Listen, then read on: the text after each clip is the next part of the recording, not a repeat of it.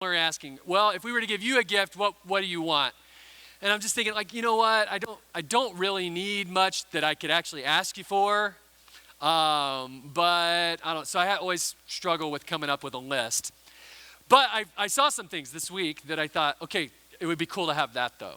Okay, so this first one is a see-through toaster and digital clock. Don't forget that important design feature there.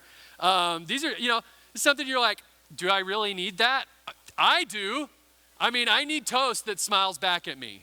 That's a great way to start your day. Some of you are thinking, you know what, I could do without the see-through toaster, but I guarantee you I'm going to get you on this one. Everybody needs a hot tub boat, okay? Everybody. If you look at that and say, no, I just really don't need that, you have a problem. I mean, look at that. I mean, bathtub's not enough for me. I need the continuous hot, bubbly water, and, I got to go places too. So hot tub, boat, it just works out. And if I didn't get you on that one, I guarantee you that most of you in the room, I'm going to get you on this one. A jetpack. Who wants a jetpack? I want a jetpack. Yes? I said this in first service too. If you don't want a jetpack, I'm willing to bet that you are past your prime. Okay? I'm just saying, I'm sorry. I'm just saying. Some of you are past your prime and you're like, oh no, I still want the jetpack. Or this might be my favorite. You might not know this, but just like you can get on Zillow or whatever and search for a house, there are websites dedicated to real estate and not just buying a house, but you can find for sale your very own island. Did you know this? This is just Google private islands for sale. Okay? Now, don't get your hopes up. I don't think you can start your own country. I think all of these belong under the sovereignty of other nations. But you could be mayor of your own town, I think, on your little island, right? Who wants their own island? Some of you are like, I'm an introvert. I really don't want to raise my hand, but yes, I want the island. And here's the thing. The step from what I want to what I need is a very short step, isn't it? I mean, none of us really need these things, but when we really want something, we have a way of being able to close the distance on, you know what? It's not just that I want this. I really do need this. That's what our culture does. It tries to create in us a sense of lack or discontent with what we have so that we'll want more, even of things that we don't need any more of. When John D. Rockefeller was asked how much money was enough, his response was, just a little bit more. Which is astonishing considering that he's one of the wealthiest men who ever lived. This exposes a narrative in our culture, a false narrative that goes something like this. Things bring happiness. Stuff creates joy. And the false narrative that drives our materialism says, blank would make me feel more secure, more powerful, more successful, more happy. What would you put in the blank? And again, just like last week, we're not just talking about money or material possessions. There's all kinds of things that we could fill the blank in. You know what? If my life just changed and it went from being like this to being more like this, then I would be happy. If I just had more of this, or if I just had more of that, more money, more possessions, more time, more people who liked me, whatever it is. We're told that happiness, security, and power and fulfillment are just one step away. And these values are so deeply ingrained in us from our culture that we hardly have the ability to consider a different story. But Jesus invites us to imagine a different kind of life, one free of worry and full of trust in God's desire to take care of us. Last week, we talked about how we can cultivate gratitude when we live, all of us, with a sense at times of scarcity, that there's something that we lack, that we don't have enough of something. And we talked about how Brene Brown says, even before we wake up in the morning, many of us feel like we're already behind, we're already losing. We wake up and we think, I didn't get enough sleep. I don't have enough time. I don't have enough resources. I don't have enough energy. There's not enough of, fill in the blank, for me today to be or to live the way that I desire. And today, we're going to kind of turn that a little bit, because I think that the problem is not that we need more abundance in response to scarcity. For most of us, we need more contentment in the midst of our abundance. In other words, for some, the problem might not be that we have too little, but that we have so much, but that we're not content with what we have. And that brings us to Ecclesiastes. If you've ever read Ecclesiastes, you know that it has this teacher in the Hebrew called the Kohelet, the preacher, the teacher, who is sharing the wisdom that he has gleaned over the course of his life about all the things he's done and experienced. And there's a refrain over and over and over in the story in the book that we'll come to at the end of this short reading. But this teacher says that he pursued happiness around every corner. He did all the things. He accomplished all the stuff. He sought all the pleasure. He built all the houses. He had all the gold and the resources, all the romance, all the pleasure there was to be had, and even sought wisdom and knowledge and fulfillment and satisfaction in achievement and accomplishment and governing well and in building things and in doing stuff that matters. And at the end of it all, he says this in chapter 2, verse 10 through 11. I denied myself nothing my eyes desired. I refused my heart no pleasure. My heart took delight in all my labor, and this was the reward for all my toil. Yet when I surveyed all that my hands had done and what I had toiled to achieve, everything was meaningless, a chasing after the wind. Nothing was gained under the sun. The Ecclesiastes writer is the voice of dissent, especially for a culture of abundance like the one in which we live. It's the, yeah, but when you get all the things that you're supposed to want to have, it often feels empty. And that teaches us that stuff doesn't equal joy. More, whatever we feel like we need more of, doesn't equal happiness. Fulfillment, the Ecclesiastes writer says, it's got to come from somewhere else. It's not just getting all the stuff and accomplishing all the things. Fulfillment and joy has to be rooted somewhere else. And that brings us to one of the early disciples of the movement of Jesus followers, the Apostle Paul, who wrote a lot of the letters in the New Testament. And he writes a letter to a church in a city called Philippi, and it's we call it the book of Philippians. And Paul is a contrast to the writer of Ecclesiastes. In Philippians 4, 12 and 13, which will be on the screens, Paul says, I know what it is to be in need, and I know what it is to have plenty. I've learned the secret of being content in any and every situation. Whether well-fed or hungry, whether living in plenty or in want, I can do all this through him who gives me strength. Paul isn't writing these words on a tablet while sitting in a pile of money and just winning at life. He's writing this sitting in a jail cell. A jail cell that we know from some of his other letters, he is assuming he is never going to leave ever again. He thinks he's going to die in this jail cell. And it's in that context that he says, you know what, I can do all this because God gives me strength. That's how I can do all these things. That's how I can find contentment in any circumstance.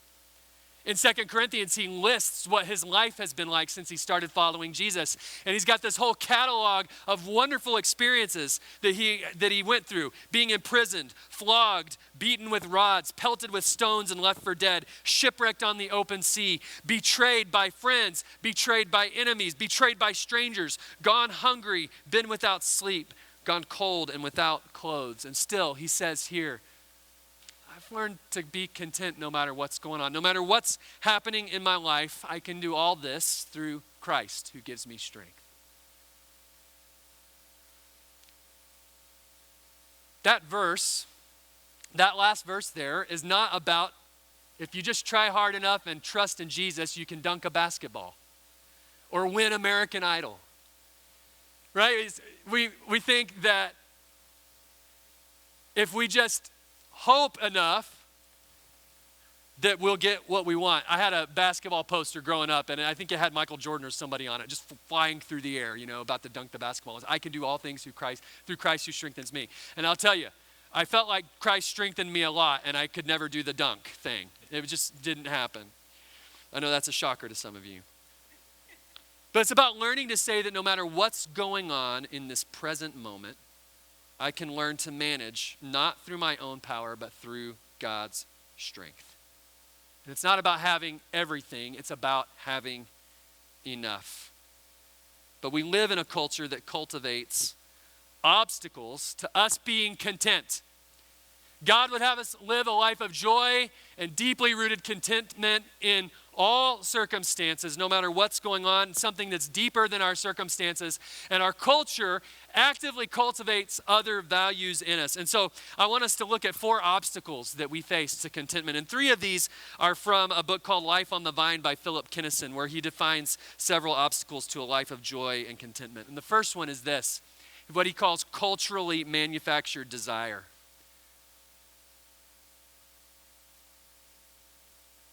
This is how our society is driven. Most of Western culture is driven by economy, and economy is driven by our spending. Victor Lebow in 1955, he's an economist, said, "Our enormously productive economy demands that we make consumption our way of life, that we convert the buying and use of goods into rituals, that we seek our spiritual satisfaction and our ego satisfaction in consumption. We need things consumed, burned up, worn out, and replaced and discarded at an ever-increasing rate." Our spending is impacted by our choices, and our choices are influenced by our desires.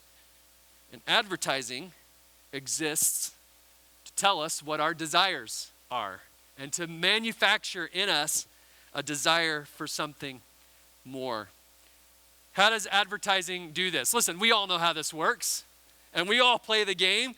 It often does so by playing on our anxieties that we aren't enough, don't have enough, that somebody else out there is winning, and if we want to be like them and win too, then we will fill in the blank, buy the product. We need more, we need something. If we want to have the fullest life possible, then we will fork over our money for whatever it is. Somewhere, someone is living life to the fullest, and you could be just like them for $19.95 in 6 payments. And listen, this isn't just about stuff that we buy. We're about to enter into an election year, and I want you to listen closely to what everybody says. I don't care if they're Republican or Democrat or independent or who they are, Green Party, Purple Party, Blue Party, it doesn't matter what they are or what their label is. Underneath their message is the fundamentally same thing. The world is messed up, and I'm the one who can fix it. So invest in me, give me your vote, give me your donations. Buy my product, the product is me, and your life and this country or this world will be a better place. That's what's underneath all of it. Just buy the product and you'll be happy. And all of this, whether it's politics or whether it's buying products or advertising, all of this cultivates in us an insatiable desire for the new, the improved, the bigger, and the better. Which brings us to our second obstacle, which is glorifying the new. We glorify the new. There's a principle in marketing called obsolescence. This idea that if you can make something obsolete or feel obsolete and no longer valued, then people will need to go get new things. So there's 2 versions of this. There's planned obsolescence, where the product is specifically designed to fail or wear out, right? Some of you are like, yeah, I bought one of those last year and I've already had to replace it, whatever it is. That's planned obsolescence. It's designed to not last so that you have to buy another one, and then you have to buy another one, and then you have to buy another one. And then there's perceived obsolescence, where someone creates the perception that what you have is worn out and no longer good. I saw a video about how they do this with women's shoes and the heel on women's shoes. And it seems to go in a 3-year cycle. You've got skinny heel years, You got fat heel years, and you got no heel years. And whatever's in that year is the kind of shoes that everybody's wearing. And so if you're wearing skinny heels in a fat heel year, you know what? Those shoes look a little outdated. If you're wearing flat shoes, but it's a skinny high heel year, you're just behind the times, right? And listen, we know this is happening. We know that they're doing this to us. We know that it shouldn't matter, but we see somebody who's got a life that we see that maybe is just a little bit more of what we hope to be in life. And they're wearing this year's shoes, and we're wearing last year's shoes. So, you know what? I've been good. I've worked hard. I'll fork over the money for that new pair of shoes. And I'm not just picking on the ladies. We guys do this too with all kinds of things. We're told that new is always better. And we're convinced that if we are to be happy, then we must always be having the new and the best and the most exciting experiences. And not only do we glorify the new, but this third one is that we worship the concept of more or bigger or better. We crave more.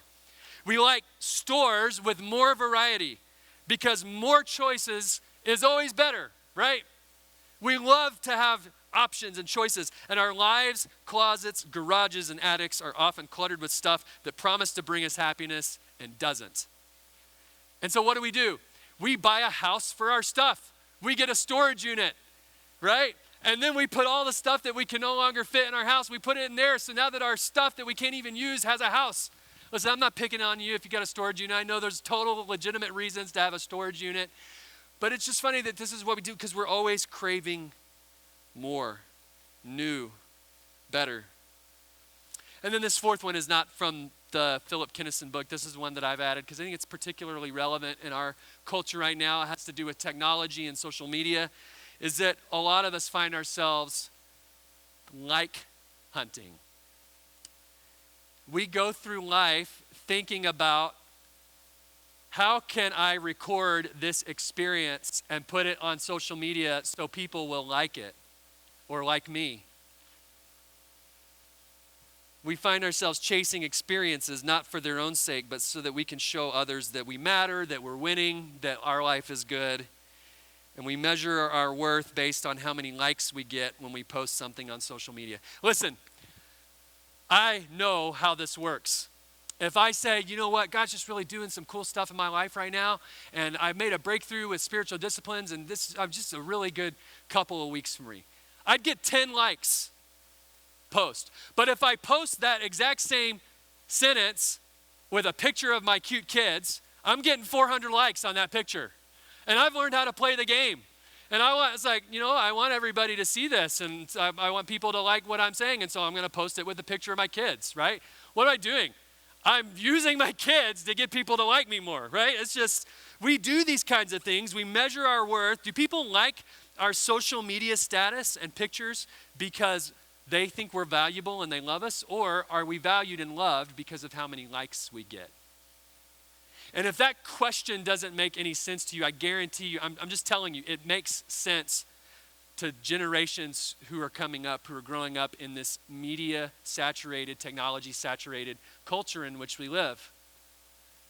That's a question that many of us are navigating. When I say something important is going on in my life and the people that I know that I'm connected to online don't respond, what does that say about me? And listen, whether it's right or not to seek approval and love through those kinds of things, it's hard to shut off those questions. So that's a very real thing that many of us experience. There's the old saying, if the tree falls in the forest and no one's there to hear it, does it make a sound? If something happens in your life and you don't post it to social media, did it really happen? Until it's Facebook official? Listen, sometimes we're so busy recording our experiences that we aren't actually experiencing much around us. In 2009, Beth and I got to go see U2 in concert. I'm a huge U2 fan. I had always wanted to see them and had never gotten the chance until that year. And we saw them in Dallas. They had this humongous spider spaceship looking thing, this humongous set, the 360 tour. And it was just an incredible concert. a couple of weeks before the concert, I won in a drawing this little flip camera. Okay, it's before our phones were like really great enough to record really good video. And this thing, I think, would record like 720 resolution, which was like way awesome in 2009. And I found myself halfway through the concert, I had been holding this camera still for like 45 minutes because I just was so afraid that if I didn't get the whole thing on video, that my life was going to be diminished. The experience was going to be diminished. And then I realized that the exact opposite was happening. That by trying to record it, I was diminishing my connection with that moment. I wasn't there. I wasn't fully present because I was worried about, I've got to be able to remember this. I've got to hold on to it. I've got to have it on video so that then I can show other people all the joy I had when I saw U2, except that I didn't have the joy when I saw U2 because I was too busy recording U2. Can anybody feel my pain? I mean, the dad with the camcorder is a thing. We watch our lives and the lives of people that we love through a lens. We see important moments in our life. We're so afraid to miss them that we're looking at our screen instead of looking at what's going on. So what can we do to cultivate contentment in the midst of these 4 obstacles? 4 counterparts to these 4 things listed. The first, the response to culturally manufactured desire to cultivate contentment in our lives means that we focus on worship. Instead of culturally manufactured desire that tells us what we should care about and how we should spend our time and our energy and our money, worship recenters everything for us because this is the space. And listen, it's not about what happens in here on a Sunday morning at 11:15 as much as it is when we worship in any context, whatever that looks like, when we're with God's people, when we're out in nature, when we're with people in a community group and we're doing life together. When we are worshiping God, we are being recentered. We are putting God in God's rightful place. It's not the stuff that's going to bring us life. Worship recenters us that our life is in God. In Christ alone, my hope is found. It recalibrates everything in our heart because it puts God back on the throne. It takes us back off the throne, and it reminds us that everything is in its right place when God is up front, when the focus is on God. The second way that we cultivate contentment, instead of glorifying the new, we practice thankfulness and gratitude. Ann Voskamp has written a book called 1,000 Gifts. Some of you may have read this book. And this book and what she writes is actually born out of deep pain. She lost a family member and was devastated and was really struggling with depression, and out of that she decided to lean more heavily into this idea of showing gratitude. And so each day at the end of the day she would write down 3 gifts from that day. Gifts that she experienced from God, people around her who were gifts, things that she knows, beauty in unexpected places, little things, big things, whatever it was that struck her that day, she would write down 3 gifts. And the idea of the book is that if you do that for a year, you'll have a list with 1,000 gifts. And actually, some of you do the math, you know it's actually like 1,192 gifts or whatever, if I've got the math right there. But that doesn't go as well on the front of a book. 1,000 gifts sounds better. But I love that idea of practicing gratitude and thankfulness in the midst of a culture that glorifies the new and the novel. For us to be thankful for what we have. And this third one is response to craving more. It's the idea of simplification. I mentioned a few weeks ago Marie Kondo, who's got a Netflix special of helping people simplify their lives, and she helps them organize all their stuff and get rid of things and hold everything up, and if it brings you joy, keep it. If not, give it away or throw it out or sell it. And it's this idea that's sort of become in vogue lately of this minimalist movement of having little and just living on the least amount possible and having a simple life. And listen, I know some of that can seem trendy, but underneath all of that, I think is a concept that God invites us to ask, what's enough? What's enough, and how can I live on enough and then be a blessing with the rest? There's a sense, studies have been done that show that for the world's poorest people, an increase in resources does equate to an increase in happiness. But once you get above sort of the global poverty line, any additional improvement in life and in resources and in quality of life doesn't show a correlation with a huge jump in satisfaction or joy. So it just comes a point at which our basic needs are met, after which having more doesn't really make us any happier or more joyful. And so this idea of simplification and using the rest to be a blessing is an invitation, I think, from God. Here's the challenge in that: to look at what you have. And listen, some of us I know have debt.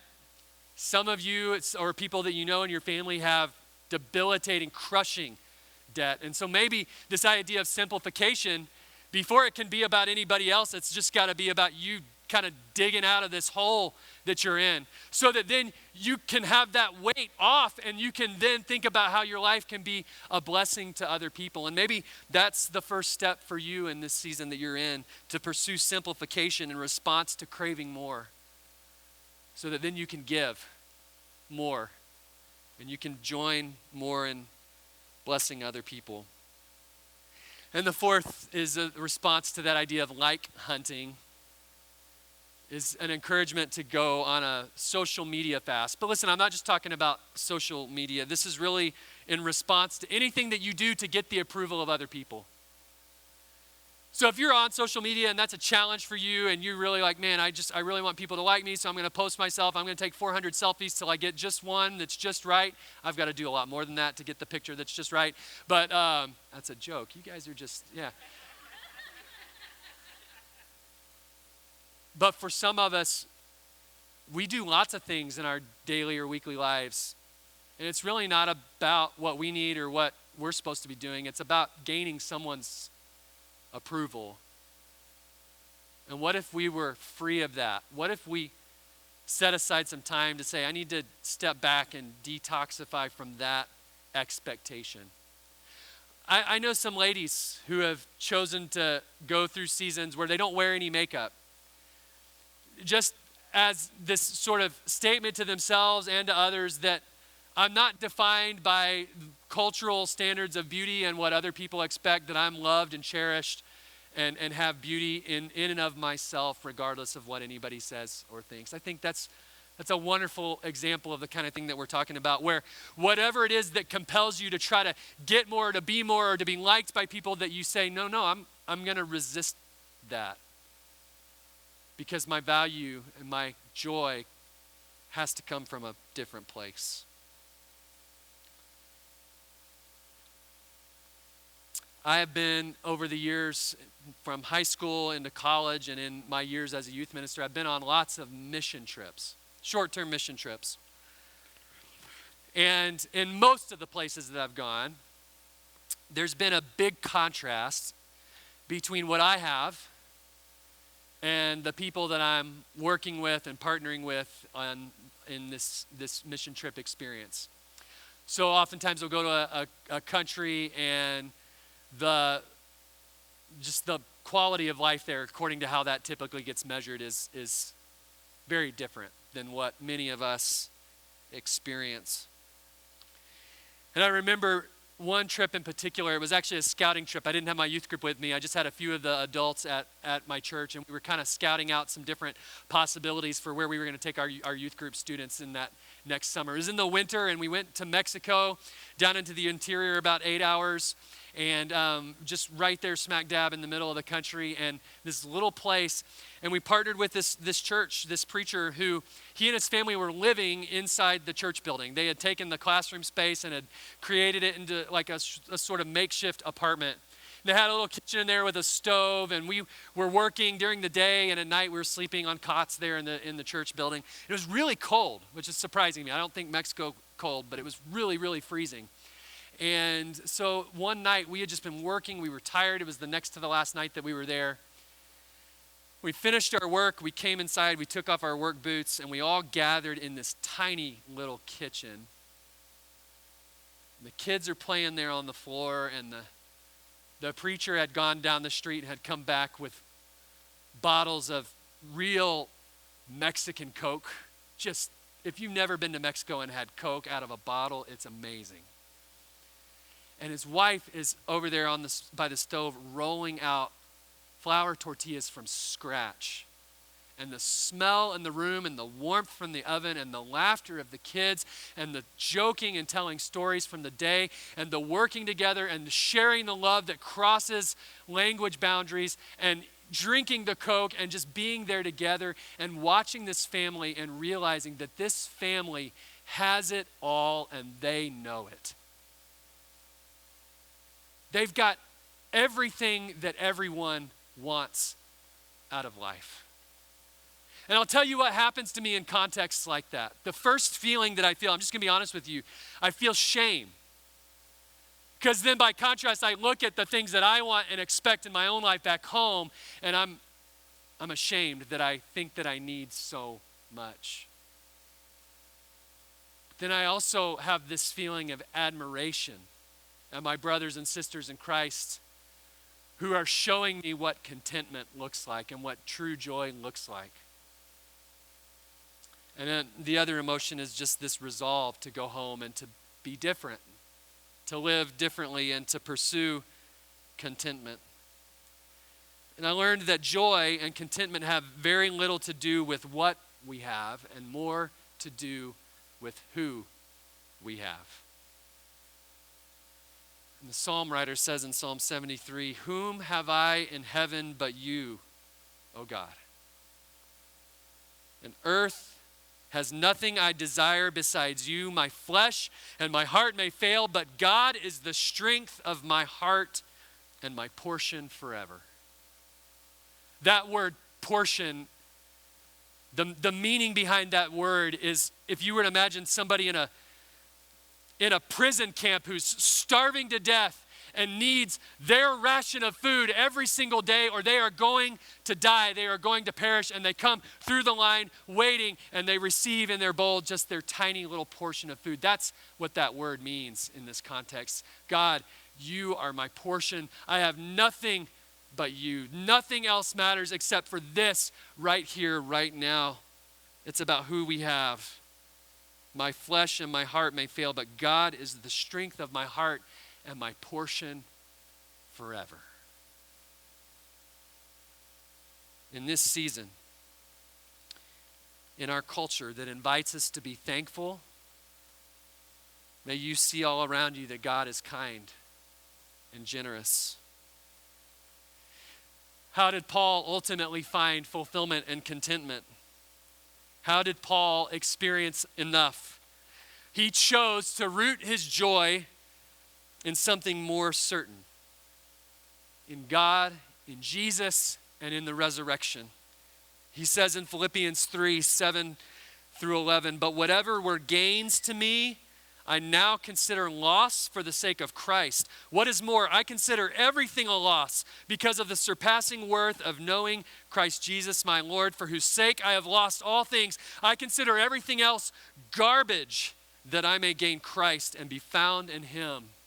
I want to know Christ, yes, to know the power of his resurrection and participation in his sufferings, becoming like him in his death, and so somehow attaining to the resurrection from the dead." Paul says, at the end of the day, if I am alive and I have Jesus, I have enough. You can have everything else in this world, but give me Jesus. There's a great song that we're going to watch a video, and there are a couple different artists who sing this song, "Give Me Jesus," but this one is by Danny Goki, and the words are, "In the morning when I rise, give me Jesus. When I am alone, give me Jesus. When I come to die, give me Jesus. You can have all this world, but give me Jesus." And like Paul, Danny doesn't sing these words out of a story of just winning all the time. You may recognize Danny Gokey's name. He was on American Idol. And he could have done the pop music circuit after that and done all these amazing things, but a few months before he entered that contest, he lost his wife. And he was just heartbroken and devastated. And so when he sings these words, you know that he's been through the valley. He knows what it's like to experience loss and hurt and suffering. In the morning when I rise, give me Jesus. You can have all this world, but give me Jesus. We're going to watch this video, and any time during the video or in the songs we'll sing together afterward, you're welcome to come to these tables, these communion tables, where we take the body and blood of Jesus and we're reminded that this bread is Christ's body given for you and for me. And that man and woman do not live by bread alone, but we live by the Word of God, the Word made flesh, Jesus, who is with us. We find our life in Him. And we drink this cup, this blood that reminds us that God has poured out for us all we need and more on the cross and in the resurrection. And so, as we sing these songs, as we watch this video, you're welcome to come to the tables. After the video's over, if you want to stand and sing these songs together, you're welcome to do so. Let's watch this video. If you want to just open up your hands, if it's helpful to you to not even watch the video and just to hear these words, you're invited to do so. Let's listen.